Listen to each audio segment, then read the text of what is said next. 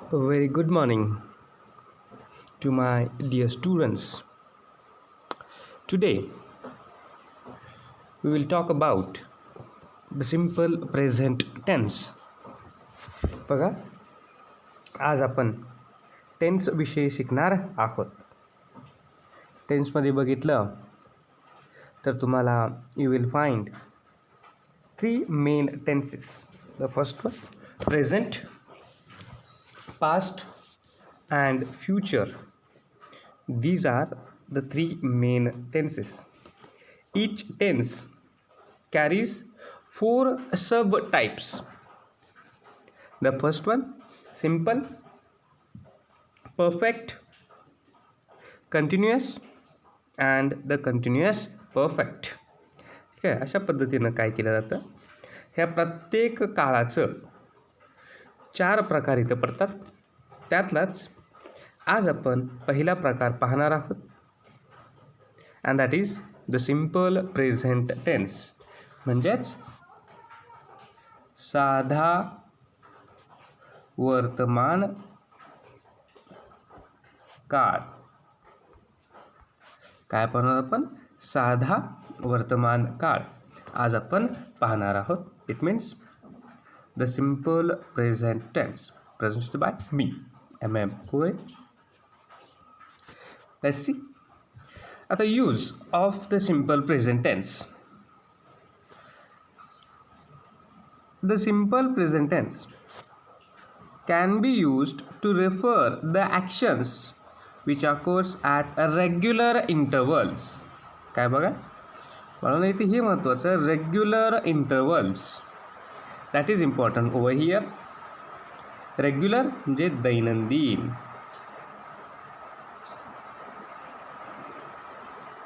रोज, दररोज किंवा पुन्हा पुन्हा म्हणून आपण पुन्हा पुन्हा रेग्युलर इंटरवल्स. मग हा सिंपल प्रेझेंट टेन्स साधा वर्तमान काळ कधी वापरायचा? ज्या गोष्टी रेग्युलरली घडत आहेत अशा गोष्टी सांगत असताना तुम्हाला सिंपल प्रेझेंट टेन्स वापरायचा आहे. फॉर एक्झाम्पल, मी दररोज सकाळी 5 वाजता उठतो. I wake up early in the morning. बरोबर, मी सकाळी लवकर उठतो. I take tea, I bath. अशासारखे ज्या दररोजच्या तुम्हाला गोष्टी आहेत, दैनंदिन गोष्टी तुम्हाला सांगण्यासाठी you can use simple present tense. ठीक आहे.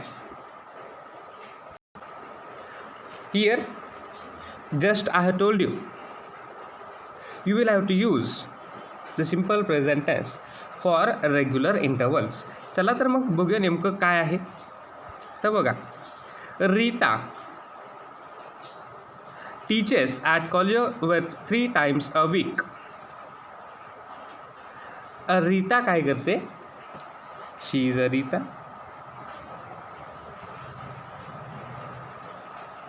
Rita teaches English at Colligo Vertis 3 times a week. आठवड्यातून 3 वेळा ती कॉलेजमध्ये इंग्रजी शिकवते. दररोजचं काम आहे तिचं. आठवड्यातून 3 दिवस ती येणार आहे. It is fixed that Rita will come to the college and she will teach English over there. Rita कॉलेजमध्ये येईल आणि ती काय करेल, इथं कॉलेजमध्ये ती इंग्रजी नक्कीच इथं शिकवणार आहे. This is a regular her routine आपण म्हणूया, डेली रुटीन म्हणू किंवा रेग्युलर हे काम आहे. आणि रेग्युलर काम सांगताना तुम्हाला काय करायचं आहे, सिम्पल प्रेझेंट टेन्स इथं वापरायचं आहे. आणखीन बघा, and sings in the school choir. and she is Anne. It is the picture of Anne. मुलगीचं नाव आहे. Anne sings in the school choir. शाळेमध्ये ॲन गाणं गाते. बरं, ह्या पद्धतीनं तुम्हाला काय करायचे आहेत, ही सिम्पल प्रेझेंट टेन्स इथं वापरायचा आहे. त्यानंतरचं बघा, Daniel always स्लीप्स during his maths class. Daniel sleeps during his maths class do not disturb. बघा, डू नॉट डिस्टर्ब हा बोर्डसुद्धा लावला इथं. हा डॅनियल काय करतोय, गणिताच्या तासाला कायम झोपतो. कदाचित याला गणित आवडत नसेल किंवा गणित समजत नसेल, काहीतरी नेमका प्रॉब्लेम असणार आहे. आणि त्याचमुळं काय करतोय डॅनियल, कायम गणिताच्या तासाला तुम्हाला झोपलेला पाहायला मिळेल. ठीक आहे, बघा आणखीन. She usually works on her basket after her dinner. त्यानंतर he usually drinks tea after a meal. They go to a dance every Sunday. They take a walk with their son every day. बघा, ह्या पद्धतीनं आणखीन तुम्हाला काही sentences आहेत. ठीक आहे, आता सेंटेन्सेस बघण्या अगोदर आणखीन एक आपण पॅटर्न बघायचा आहे. काय पॅटर्न आहे बघा तो. आता इथंच Ann sings in the school choir, हे वाक्य झालं. आता ह्या वाक्यामध्ये आता सब्जेक्ट कोणता आहे बघा, तर ॲन पहिली व्यक्ती आहे. आपण वाक्याचे काय करूया, भाग पाडूया, 1, 2 आणि 3. सिंग्स आणि स्कूल, हे काय झाले, दीज आर द 3 पार्ट्स. वाक्य आपण फोडलं, वाक्याचे 3 भाग केले तिथं. आता ॲन काय झाला, सब्जेक्ट म्हणजेच कर्ता. काय झाला बघा, हा कर्ता. आणि सिंग्स वर्ब, ॲक्शन वर्ब आहे म्हणून, म्हणजे क्रियापद. ठीक आहे, क्रियापद. तर आपण फक्त काय करायचं, ॲन सिंग्स याच्याविषयीच बोलणार आहोत. ते इन द स्कूल आहे ते राहू देत, थोडंसं आपण त्याला काय करू, बाजूला ठेवूया. आता ज्यावेळी बघा आपण एक पॅटर्नसुद्धा बघणार आहोत तिथं.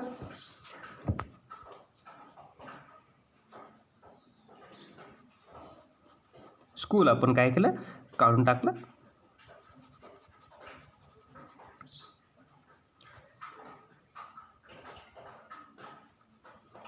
ठीक आहे, आता Ann sings, S plus V, थोडंसं आपण बारीक करू याला. ॲन सिंग्स असं वाक्य आपलं राहिलेलं आहे. म्हणजे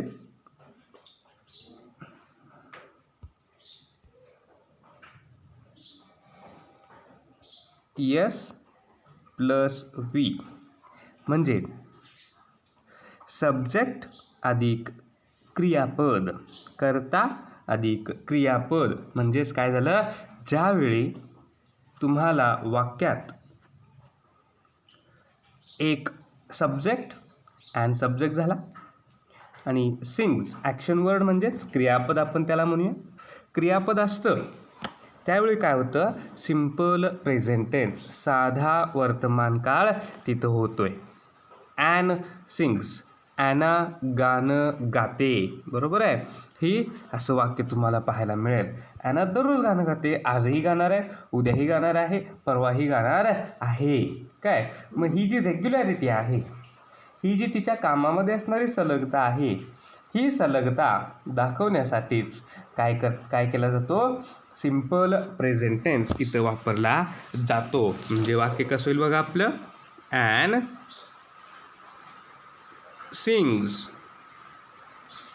असं इथं वाक्य होणार आहे. Ann sings in the school. In the school लिहिलं तरी चालेल, नाही लिहिलं तरी चालेल. इन द स्कूल म्हणा, इन द रूम म्हणा, इन द हाऊस म्हणा, काही तुम्ही म्हणू शकता. काय महत्त्वाचं आपल्याला, ॲन सिंग्स, ॲना गाणं गाते. कुठे गाते हे महत्त्वाचं नाही. मग आता जर तुम्हाला सब्जेक्ट ओळखायचा असेल, काय बाळांनो बघा, नीट लक्ष द्या. You will have to pay clear attention. If you want to find out the subject of the sentence, जर तुम्हाला वाक्यामधला कर्ता शोधायचा असेल तर आपल्याला क्रियापदाला एक प्रश्न विचारावा लागेल. काय विचारणार? हू सिंग्स? द आन्सर काय होईल? ॲना. बरोबर आहे. जर तुम्ही क्रियापदाला हूने प्रश्न विचारला तर नक्कीच तुम्हाला काय मिळतो? त्याचा इथं कर्ता इथं पाहायला मिळेल. You will find out the subject of the verb. ठीक आहे. मग बघा आता इथं सिंग्स आहे. हू सिंग्स? हू कोण गाणं गाते? ॲन. बरोबर का? तर ॲन हे गाणं गाते असं तुम्हाला आन्सर पाहायला मिळेल. आणि तेच ऑब्जेक्ट म्हणजेच कर्म. व्हॉट सिंग्स असं जर असतं तर सॉन्ग इथं पाहायला मिळत असतं. Anna sings a song. A song म्हणजे गीत. ठीक आहे. तर समजलं का? बघा आपल्याला पुन्हा एकदा मी सांगतो. वाक्यामध्ये यस प्लस व्ही असायला पाहिजे. Subject plus verb. तर काय होईल? तर सिम्पल प्रेझेंट टेन्स म्हणजेच साधा वर्तमान काळ इथं तुम्हाला वाक्यात वापरलेला पाहायला मिळेल. ठीक आहे. पुन्हा ऐका माझा व्हिडिओ. एकदा ऐका, दोनदा ऐका, तीनदा ऐका. जोपर्यंत समजत नाही तोपर्यंत ऐका. आणि जरी नाही समजलं you can just simply call to me. Phone करा. Definitely I will explain it to you. ठीक आहे. Anna sings in the school choir. आणखीन बघू पुढचं आता वाक्य. Daniel always sleeps. Daniel sleeps आहे. Daniel subject, sleeps verb. During his maths class. इथं सुद्धा बघा डॅनियल स्लीप्स. डॅनियल झोपतो. कुठे झोपतो? गणिताच्या तासाला तो झोपतो. अशा पद्धतीने इथं वाक्य तुम्हाला असलेलं पाहायला मिळेल. मग पुन्हा एकदा आपल्याला यस व्ही हा नवीन पॅटर्न इथं मिळालेला आहे.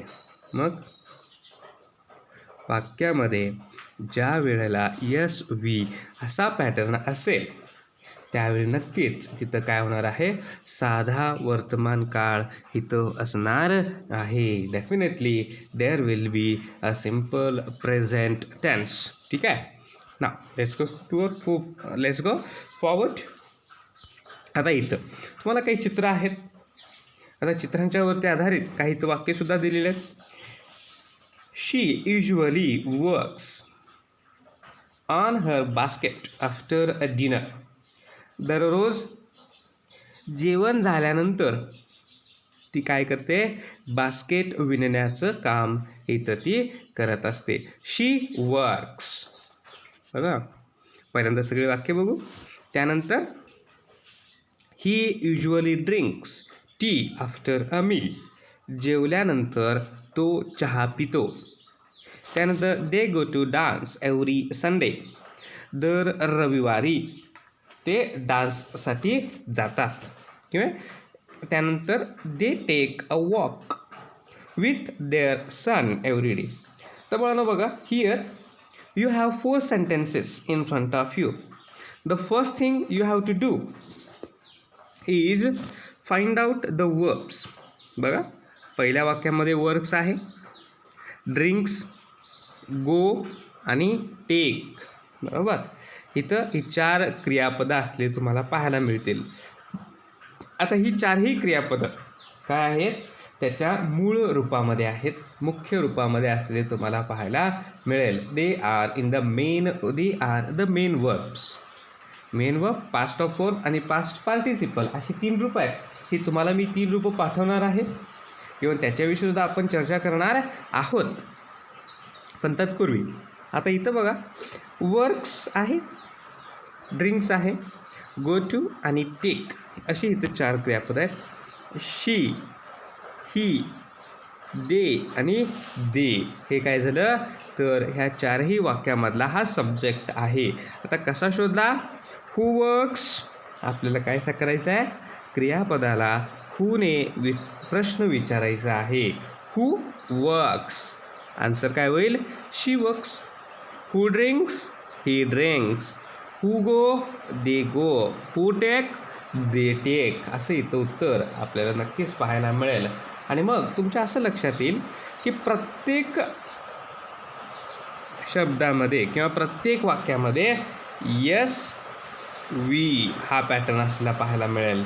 आणि मग ज्यावेळी यस वी पॅटर्न असतो त्याचवेळी काय होतं, सिम्पल प्रेझेंट टेन्स इथं होतो. ठीक आहे, तर अशा पद्धतीनं आपण सिम्पल प्रेझेंट टेन्स इथं पाहिलेला आहे.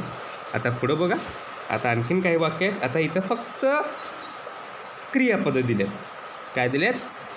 Run every day, do every day, not to do homework. बघा, he runs to school every day. क्रियापद कोणतं आहे? रन.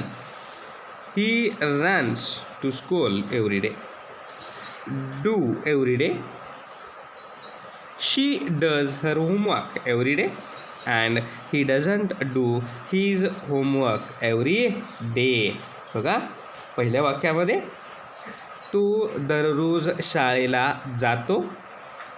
दुसऱ्या वाक्यामध्ये ती दिलेला अभ्यास पूर्ण करते. अँड द थर्ड वन, तो त्याचा अभ्यास पूर्ण करत नाही. इथं क्रियापदं कोणकोणते आहेत? रन आहे, डू आहे अँड नॉट डू इथं आहे. आणि त्याची ही झाली वाक्ये.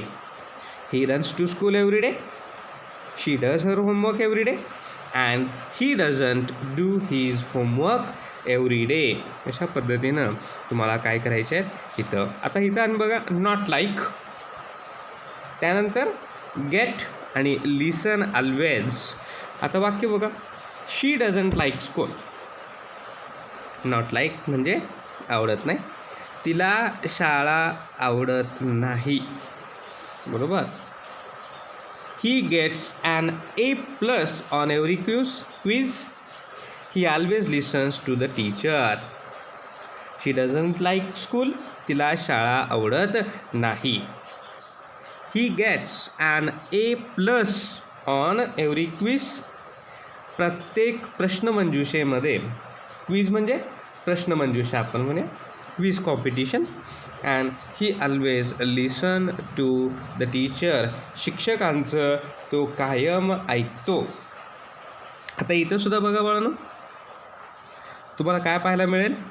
शी doesn't like, he gets, he listens. इथं सुद्धा बघा, यस वी हाच पॅटर्न इथं तुम्हाला पाहायला मिळेल. सब्जेक्ट आणि वर्ब, कर्ता आणि क्रियापद हाच इथं पॅटर्न तुम्हाला इथं असलेला पाहायला मिळणार आहे.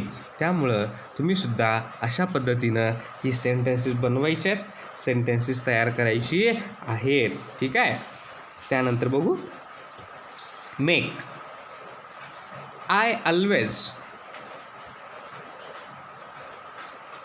बघा, I always make Snowman in the winter.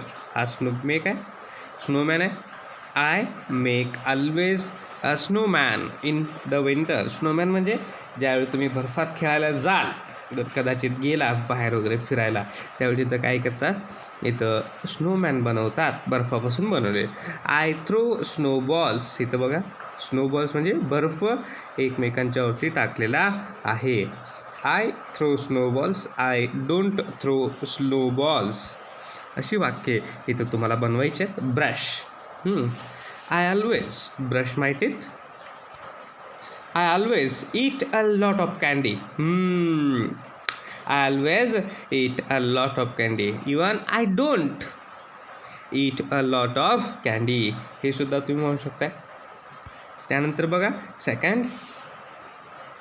आता आपण इथं आतापर्यंत जे आपण बघितलं ती काय आहेत? रेग्युलर, की जिथं रेग्युलॅरिटी आहे, जिथं दैनंदिन गोष्टी आहेत, दररोज जे घडतं ते घडताना जे दररोज गोष्टी घडतात त्या गोष्टी दाखवण्यासाठी आपण काय वापरला?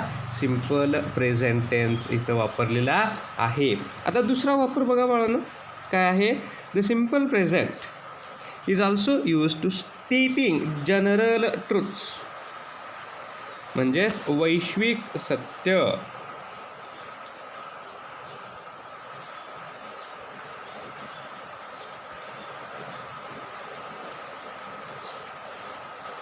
काय झालं? वैश्विक सत्य. आता वैश्विक सत्य म्हणजे काय बघा? The earth goes round the सन. आता इथं बघा, the earth goes around the sun. पृथ्वी सूर्याभोवती फिरते. बरोबर का? बरोबर आहे का? सूर्य पृथ्वीभोवती फिरतोय. काय भूगोलात सांगितलं असेल, मला तर काय माहिती नाही बरोबर. तुम्ही ठरवायचं आहे ते. सूर्य पृथ्वीभोवती फिरतोय का पृथ्वी सूर्याभोवती फिरते? काय सांगा मग? पृथ्वी सूर्याभोवती फिरते. हे काय आहे? जनरल ट्रुथ आहे, सत्य आहे.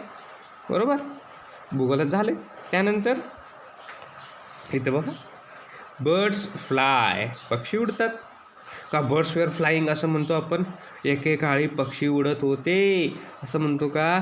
नाही. पक्षी हे काल पण उडत होते, आज पण उडणार आहेत, उद्यासुद्धा ते उडणार आहेत. ठीक आहे, बर्ड्स फ्लाय. त्यानंतर बघा, वॉटर फ्रीजेस ॲट 32 डिग्रीज. पाणी 32 डिग्रीला काय होतं? फ्रीज होतं. बरोबर. Triangles have 3 sides. त्रिकोणाला 3 बाजू आहेत. बरोबर आहे का? 1 2 3.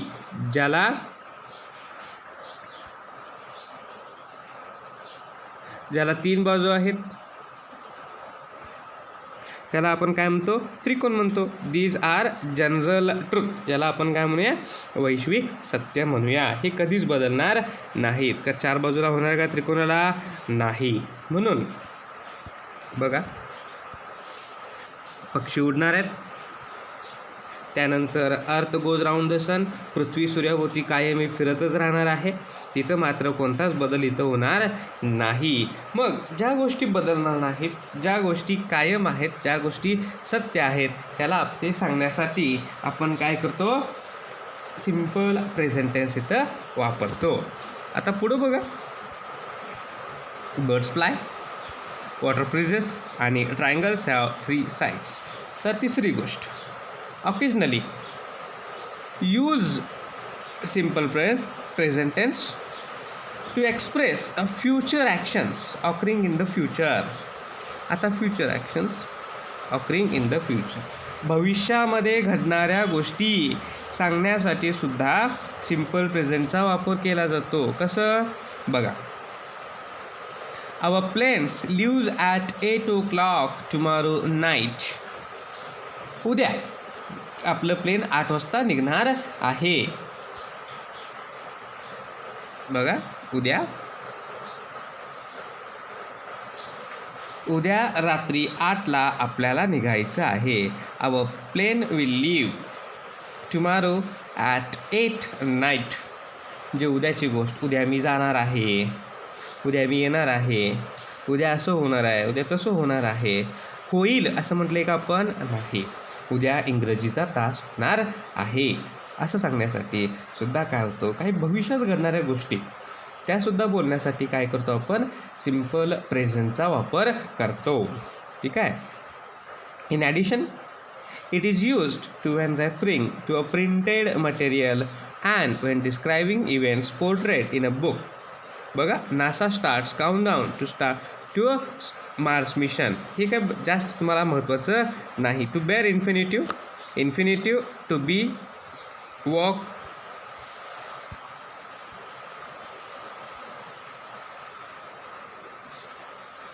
बघा, तर आज आपण बघा हे राहिलेलं आपण उद्याच्या भागाला बघूया आपण. तर आज आपण काय केले बघा, तर सिम्पल प्रेझेंट टेन्सचे 3 भाग आपण पाहिले. 3 ठिकाणी आपण सिम्पल प्रेझेंट टेन्स वापरू शकतो बाळांनो. पहिली गोष्ट, तुमच्या दररोज ज्या गोष्टी घडतात त्या गोष्टी सांगण्यासाठी आपण काय करायचा? सिम्पल प्रेझेंट टेन्स वापरायचा. We have to use simple present tense to express daily routines आपण म्हणू. दुसरी गोष्ट, वैश्विक सत्य जनरल ट्रूथ सांगण्यासाठी सिम्पल प्रेझेंट टेन्स वापरू शकतो. आणि तिसरी गोष्ट, to express the future actions, भविष्यात घडणाऱ्या गोष्टी सांगण्यासाठी आपण काय करायचा? सिम्पल प्रेझेंटचा वापर इथं करायचा आहे. तर मग आता तुम्ही काय करायचं आहे बघा, घरी आता जी आपण मी तुम्हाला वाक्य लिहून दिलेत ती सगळी वाक्य लिहायची आहेत आणि स्वतःची काही वाक्ये तुम्ही मला लिहून पाठवायची आहेत. कमीत कमी 10 वाक्ये तरी तुम्ही मला लिहून पाठवणार आहात. ठीक आहे. तर आज आपण इथं थांबतो आणि जरी काही शंका असतील तर definitely you can have a call to me. तुम्ही मला कॉल करा. I will explain it to you. Thank you. Enjoy your day.